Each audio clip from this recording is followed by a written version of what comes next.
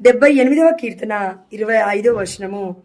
నరులు దేవదూతల ఆహారమును ఆరగించిరి, ఆయన వారికి సమృద్ధిగా ఆహారమును దయచేసెను. అంటే దేవదూతల ఆహారం ఏంటంట? మన్నా. అది నరులకి దేవుడు మరి ఓల్డ్ టెస్టిమెంట్లో పాత నిబంధనలో ఇచ్చినాడు. అవునా అండి? ఇజ్రాయెల్ ప్రజలకి ఎస్.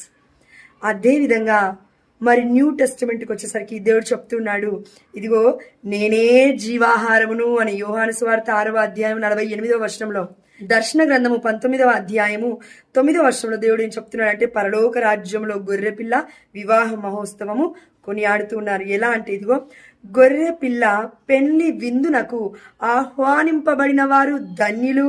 దివ్యమైన సప్రసాదం తీసుకునే ముందు, అయ్యా నిన్ను లోకొనటానికి నేను పాత్రురాని కాను, కానీ నువ్వు ఒక్క మాట పలికినా నా ఆత్మ స్వస్థత పొందుతుంది.